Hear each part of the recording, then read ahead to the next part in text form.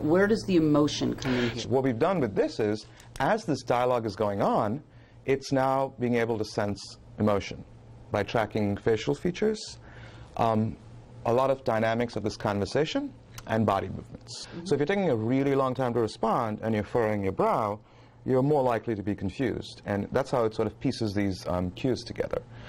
It may seem like futuristic software, but the future is here.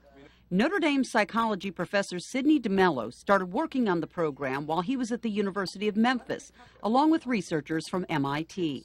Their focus is a program called AutoTutor, developed to help students learn complex subjects like physics, math, and sciences. And what it does is amazing, actually teaching complex content by holding conversations and tailoring interaction for individual students. And it's special from all the others. It has conversations with you in natural language.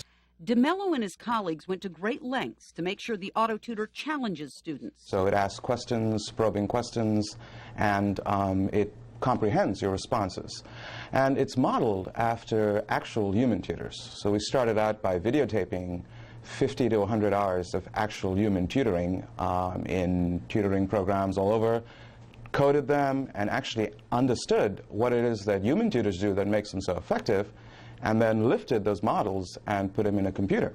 Emotions that are relevant to learning that you don't often get in one-on-one sessions. Emotions he is now studying at Notre Dame. So the ones we're really focusing on right now are boredom, confusion, frustration, and being able to pick them out and distinguish them from a state of neutral where there's no emotion. Using cameras to watch the face for frowning and confusion, and cushions that can pick up body language. How is this going to help students?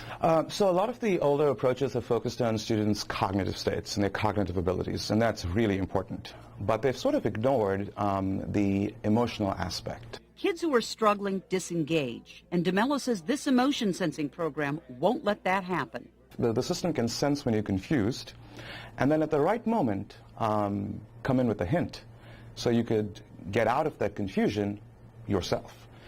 If you still can't work and you get frustrated because you're stuck, it'll sometimes empathize with you to understand you're frustrated because of this task. It's not you. You're smart. You just need to process things and think deeper.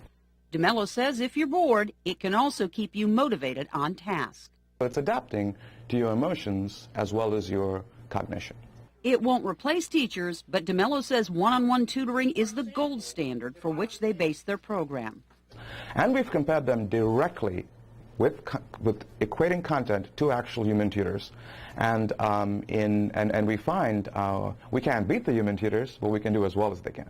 Mind versus machine, perhaps the new gold standard when it comes to learning that involves emotion. Maureen, McFadden, News Center 16.